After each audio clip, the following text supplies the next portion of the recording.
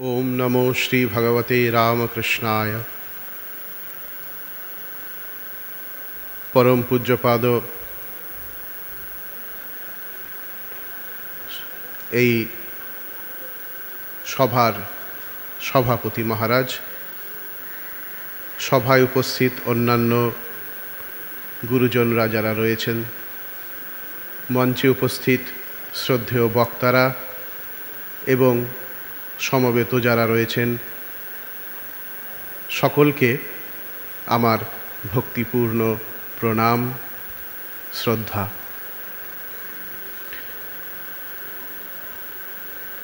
স্বামীজির যে মন্দিরটি আমরা বেলুর মঠে দেখতে পাই,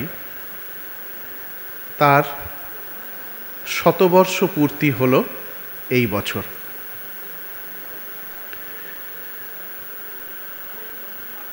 চৌঠা জুলাই 1902 রাত্রি 9:10 স্বামীজির মহাসমাধি হল।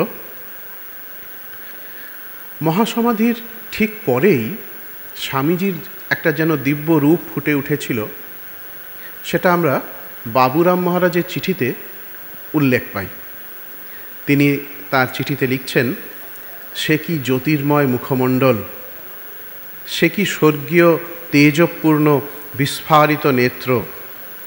তার পরদিবসেও সে মুখমণ্ডল দর্শন করে অনেকের দুঃখ শোক দূর হয়েছিল, ঠিক যেন শিব শুয়ে আছেন।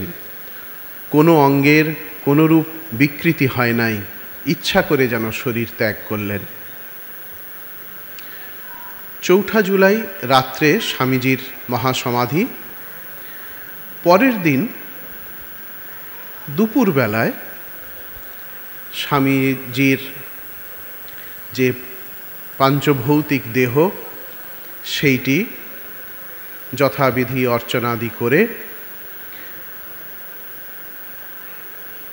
অগ্নিতে সমর্পণ করা হলো। কোথায় স্বামীজির শরীরকে অগ্নি সমর্পণ করা হবে, সেই জায়গাটি স্বামীজি নিজেই ঠিক করে গিয়েছিলেন। আমরা অন্তত 3টি বারের উল্লেখ পাচ্ছি। তখন স্বামীজি মঠের মধ্যে পায়চারি করতেন। যে সময়ে তিনি পায়চারি করার সময় এই 3টে যে দেবদারু গাছ আর ওই বেল গাছ, এর মাঝের জায়গাটি তার খুব প্রিয় ছিল। সেইখানে তিনি অনেক সময় আনন্দে পায়চারি করতেন, কথাবার্তা বলতেন। একবার রাজা মহারাজকে বলেছিলেন, আমাকে এই জায়গাটা দিতে পারিস? রাজা মহারাজ বললেন, ভাই সবই তো তোমার, তোমাকে আর কি দেব। একবার শরৎ মহারাজকে নিয়ে পায়চারি করছেন, ওই জায়গাটায় দাঁড়িয়ে তিনি বললেন, ওই দেখ শরৎ, সামনে ঠাকুরের চিতা স্মৃতি। আমার মতে এইটি মঠের সবচেয়ে উৎকৃষ্ট জায়গা। আর শরীর যাবার 3 দিন আগে বাবুরাম মহারাজকে এই জায়গাটি দেখিয়ে আঙুল দিয়ে ইঙ্গিত করে বলেছিলেন, আমার শরীর গেলে এইখানে দাহ করবি। এত স্পষ্ট নির্দেশ থাকার ফলে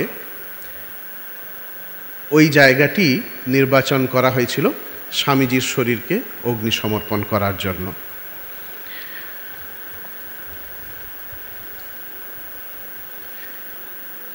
দুপুরবেলা বিকেলে স্বামীজির দেহকে অগ্নি সমর্পণ করা হলো।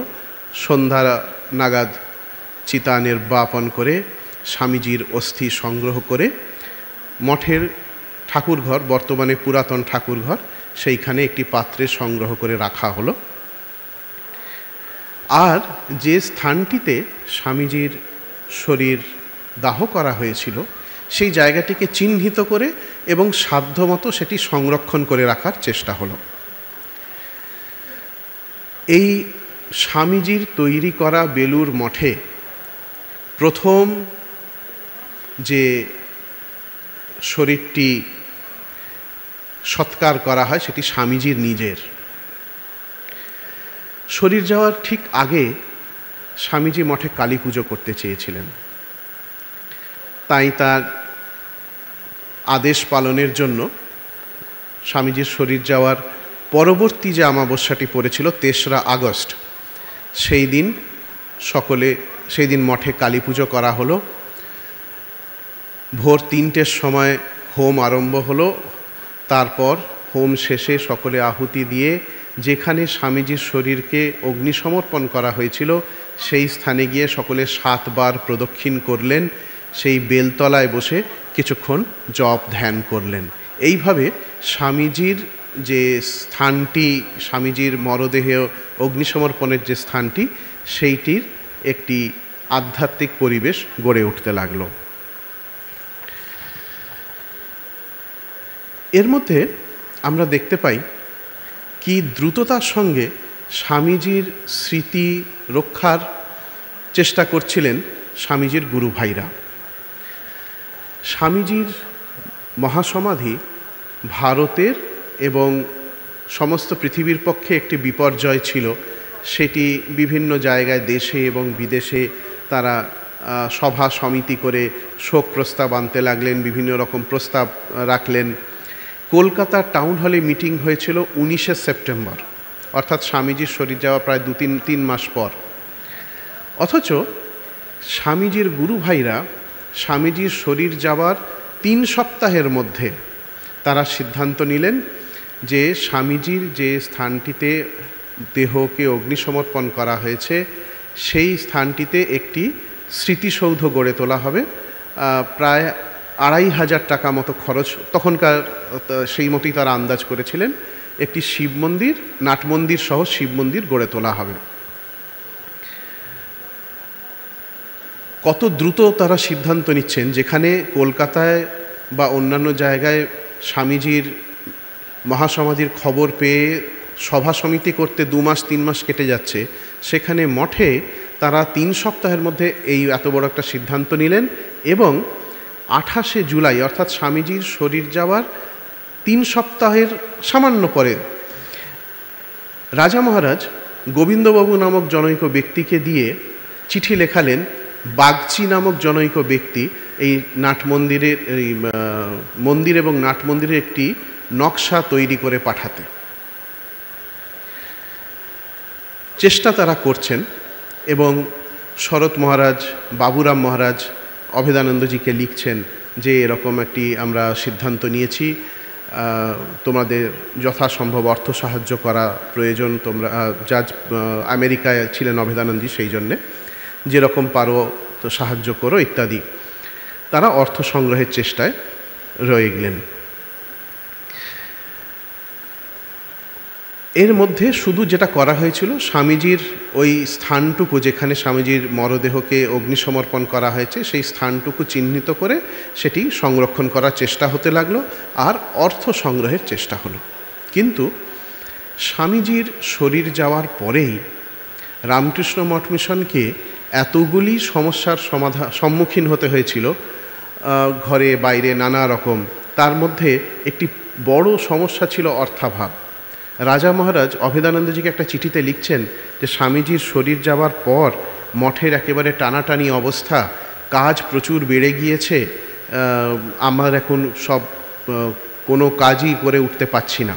তা ফিরিস্তি দিচ্ছেন, পোস্তা গাঁথা, ঘাট বাঁধানো, স্বামীজির মন্দির নির্মাণ, মঠের চারিদিকে দেওয়াল আর অন্যান্য কাজকর্মেরও প্রসার হচ্ছে, কোনো কিছুরই আমাদের অর্থের সুরাহা নেই।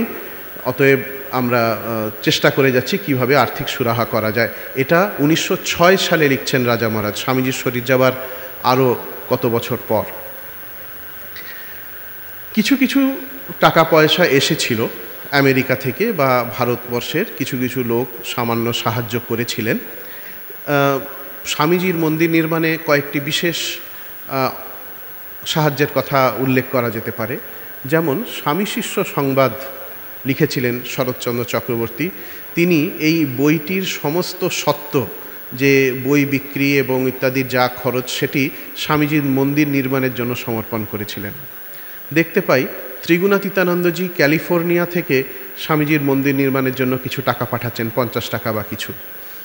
মায়াবতী আশ্রম আরও পরে প্রায় 1922 সাল নাগাদ স্বামীজির স্মৃতি মন্দির নির্মাণের জন্য প্রায় 2000 টাকা জোগাড় করে তুলে দিচ্ছেন। এরকম বিভিন্ন রকম প্রচেষ্টা হয়েছে, কিন্তু খুব সার্বিকভাবে সেরকম অর্থাগম সুবিধা হয়নি। প্রায় এরকম করে বছর 5 কেটে গেল। 1907 সালে মঠ কর্তৃপক্ষ সিদ্ধান্ত নিলেন আর অপেক্ষা করা যাবে না, সমাধিস্থানটি যে করেই হোক সে একটা পাকা সৌধ, একটা পাকা বাড়ি কিছু করা প্রয়োজন। 10ই মার্চ 1907 ওইখানে ভিত্তিপ্রস্তর স্থাপন করা হলো এবং তার 3 দিন পরে এলাহাবাদ থেকে বিজ্ঞানানন্দ মহারাজ এলেন ওখানে একটি স্বামীজির মন্দির তৈরি করার জন্য। প্রায় 1 বছর ধরে সেখানে, 1 বছরের মধ্যে সেইখানে একটি প্রাথমিক নির্মাণ কার্য হলো। কি হলো?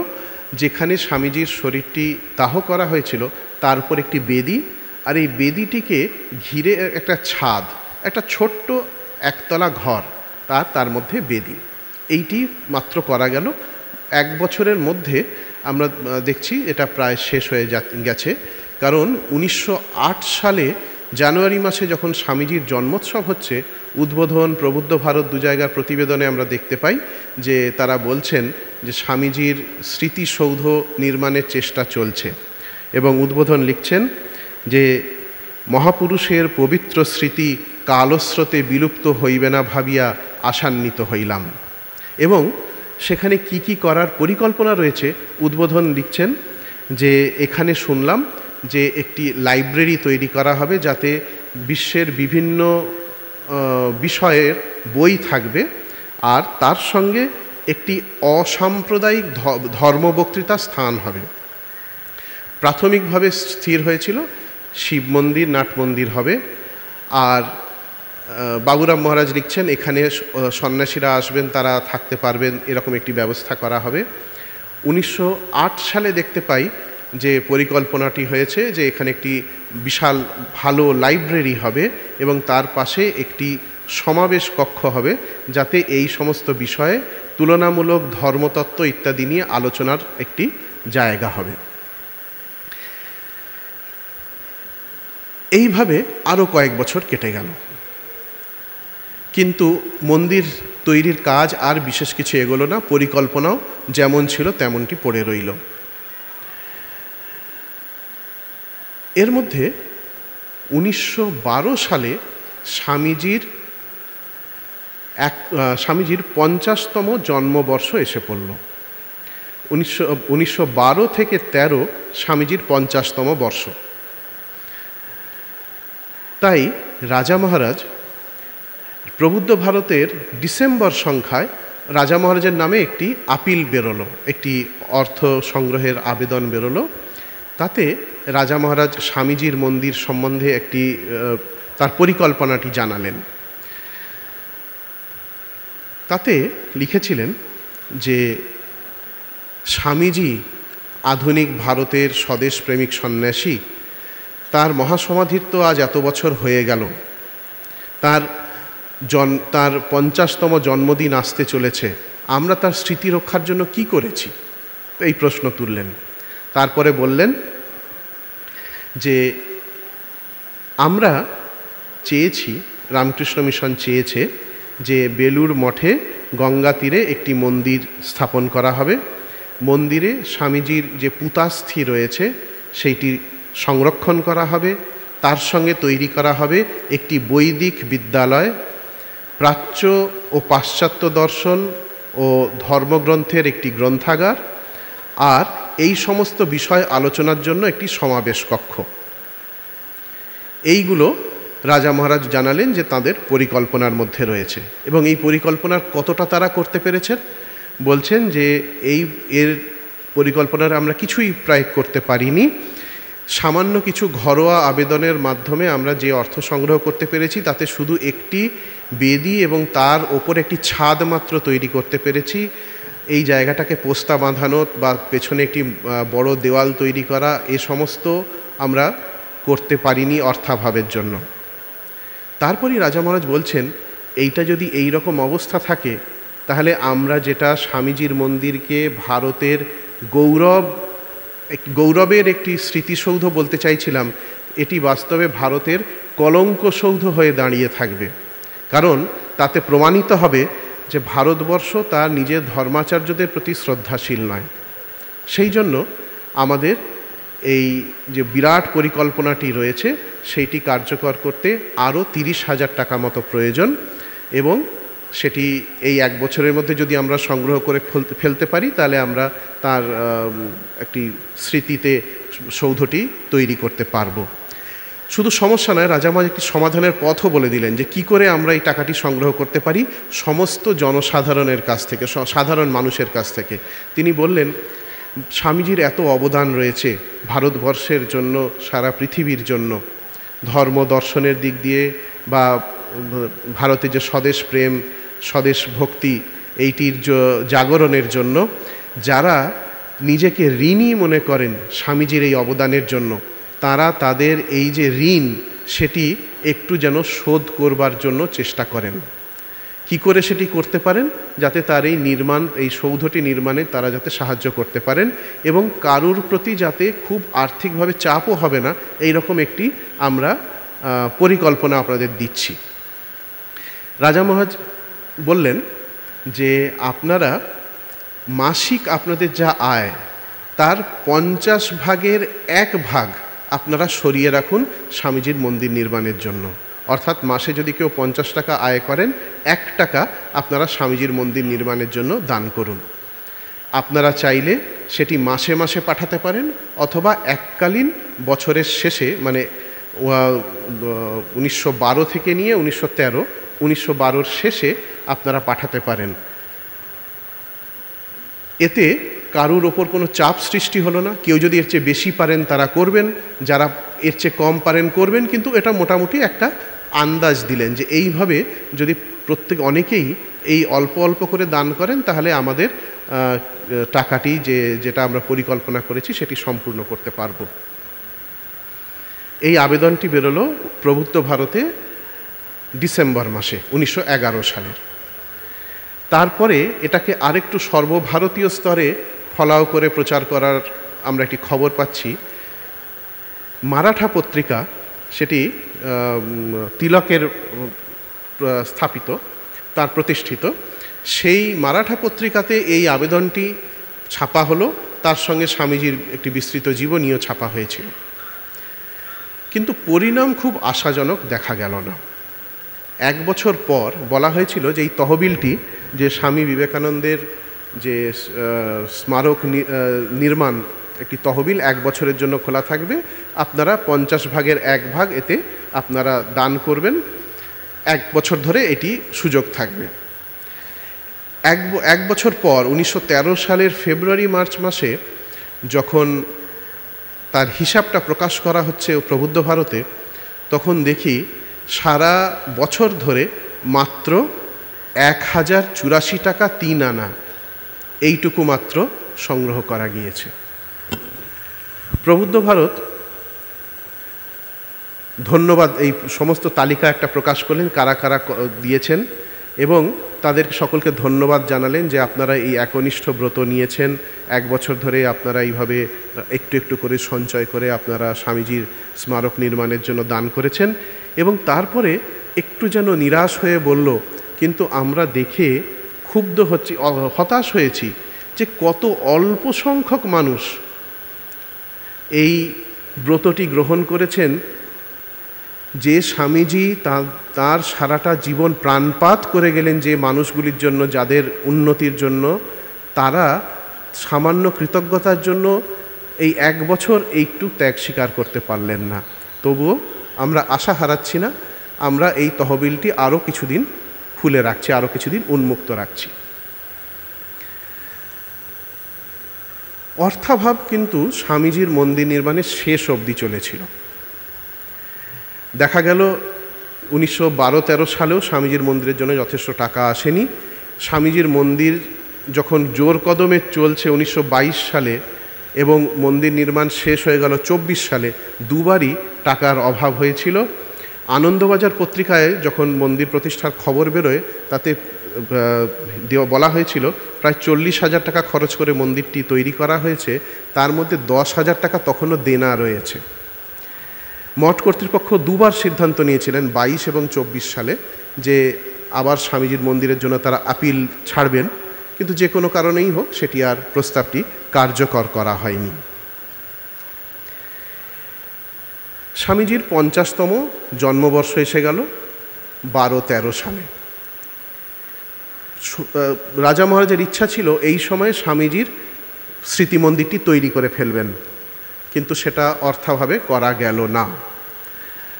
স্মৃতি মন্দির তৈরি হলো না, কিন্তু আর একটি বিশাল কাজ হয়ে গেল, প্রায় যুগান্তকারী একটি ঘটনা ঘটে গেল। সেটি হচ্ছে স্বামীজির যে মূর্তিটি, বাস রিলিফ যেটি, সেটি তৈরি হয়ে গেল। সেটা একটা অদ্ভুত রকমের একটি কাহিনী। এর পেছনে 3 জন মহীয়সী রমণীর অবদান রয়েছে: নিবেদিতা, মিস ম্যাকলাউড এবং মিসেস লেগেট। নিবেদিতা তখন প্রায় ভগ্ন স্বাস্থ্য। তিনি সম্ভবত বুঝতে পারছিলেন তার আর বেশি দিন নেই। তিনি সব যতগুলো তার যেন দায় ছিল সেগুলো গুটিয়ে আনছিলেন। স্বামীজির মাস্টার অ্যাজ আই স হিম এবং অন্যান্য যে বইগুলি সেগুলি লেখা শেষ করছেন, অন্যান্য কাজ গুছিয়ে আনছেন। এই একটি কাজ বোধহয় তার বাকি ছিল। এপ্রিল থেকে সেপ্টেম্বর 1911 সালের এপ্রিল থেকে সেপ্টেম্বরের মধ্যে তার 4টি চিঠি, তার মধ্যে আমরা এই স্বামীজির মূর্তি নির্মাণের ইতিহাসটা পাচ্ছি। সম্ভবত এদের 3 জনের মধ্যে, অর্থাৎ মিসেস লেগেট, নিবেদিতা এবং ম্যাকলাউড, এদের মধ্যে আলোচনা হয়েছিল এই মূর্তি নির্মাণ সংক্রান্ত। কারণ 1911 সালের 20 এপ্রিল নিবেদিতা চিঠি লিখছেন মিস ম্যাকলাউডকে যে মিসেস লেগেটকে জানাও যে যেরকম কথা হয়েছিল সেই রকম স্বামীজির একটি পাথরের, আমরা একটি পাথরের ভাস্কর যাকে বলে শিল্পী একজন পেয়েছি, যিনি পাথরের কাজ করেন, একজন ভাস্কর পেয়েছি। যেমনটি মিসেস লেগেট চাইছিলেন সেই রকম মূর্তি সে গড়তে পারে, এটা তাকে জানাও। শুধু মিসেস লেগেট যেন জানান তিনি কত বড় বা কী আকৃতির মূর্তিটা চাইছেন, সেটা কত কী আকারে হবে। নিবেদিতা ধারণা করেছিলেন হয়তো 1 ফুট 1.5 ফুটের একটা মূর্তি হবে। মিসেস লেগেট কেমন চাইছেন আমাকে জানাও, আমি জয়পুরে একজন এরকম ভাস্করের সন্ধান পেয়েছি, আমি দেখছি কি করা যায়। তারপরে স্বামীজির এরপরে নিবেদিতার পরবর্তী চিঠিটা পাচ্ছি 12ই জুলাই।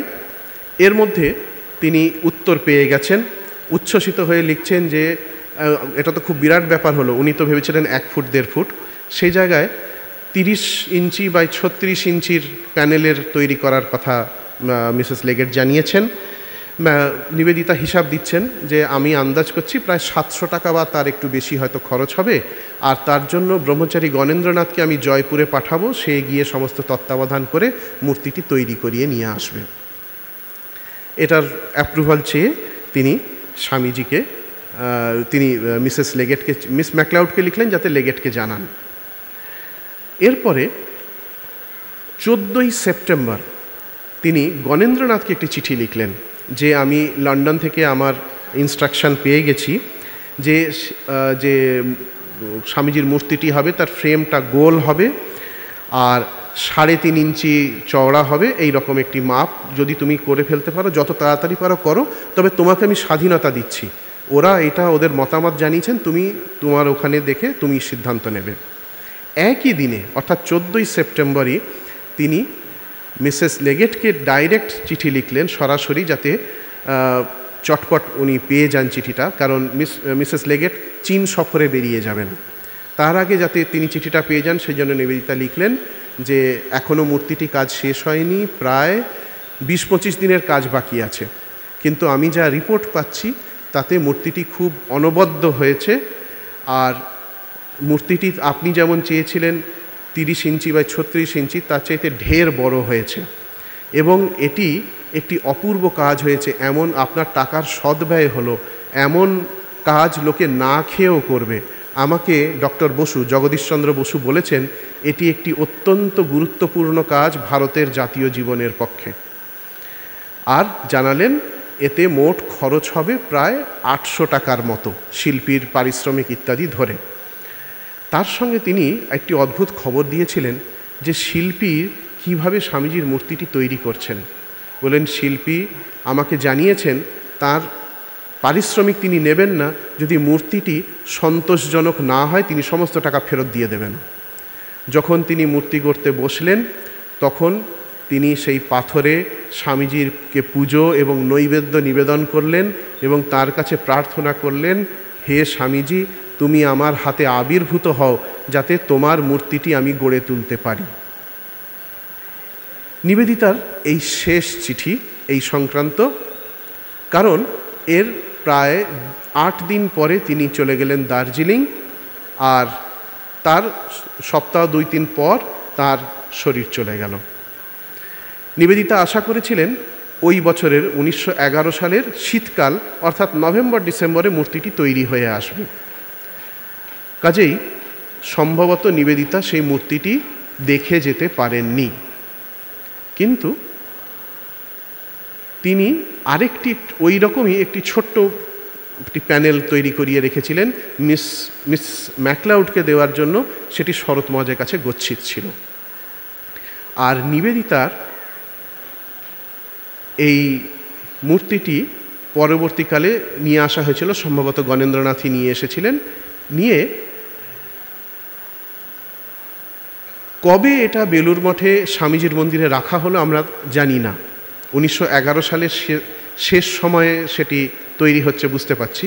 1912 সালে এই মূর্তির কোনো সন্ধান পাওয়া যাচ্ছে না, কিন্তু 1913 সালের জানুয়ারি মাসে যখন স্বামীজির জন্মোৎসব পালনের রিপোর্ট বেরোচ্ছে উদ্বোধন প্রবুদ্ধ ভারতে, তাতে দেখা যাচ্ছে যে 13 সালের জানুয়ারি মাসে স্বামীজির মন্দিরে স্বামীজির মূর্তিটি বসে গেছে।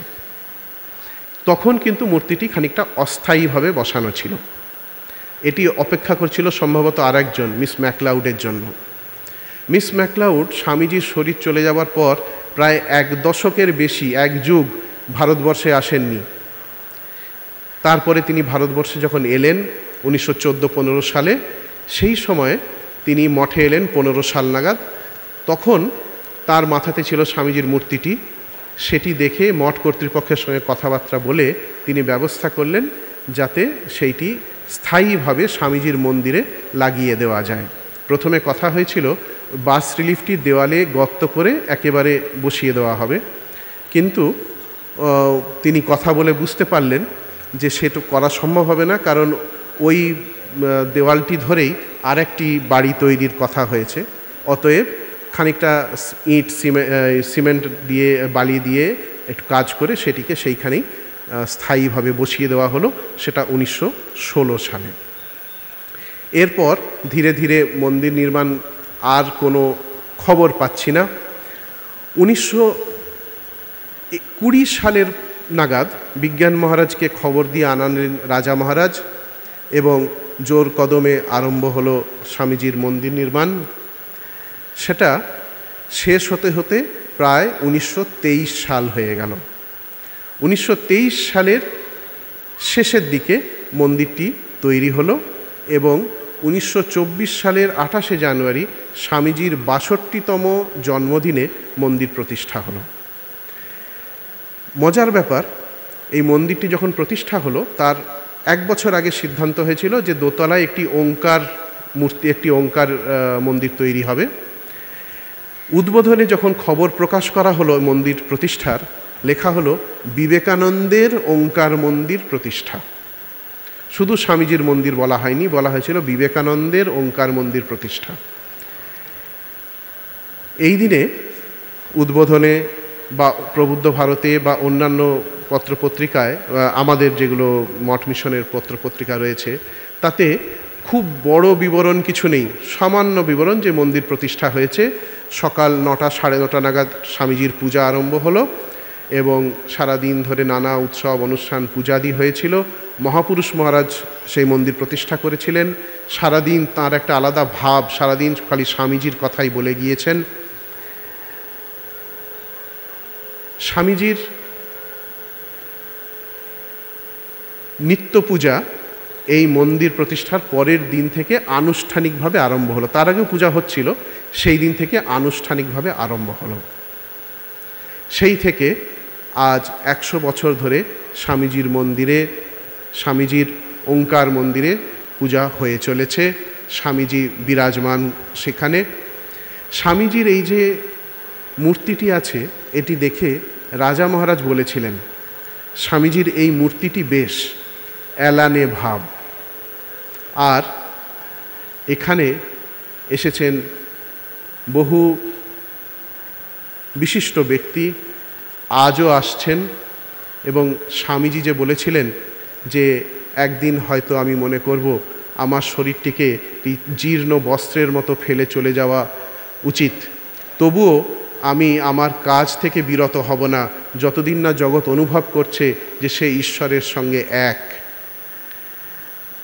আমি জগতে প্রেরণা জুগিয়ে যাব। স্বামীজির সেই প্রেরণা জুগিয়ে যাওয়ার স্থূল রূপটি হচ্ছে স্বামীজির এই স্মৃতি মন্দিরটি। ওম শান্তি শান্তি শান্তি।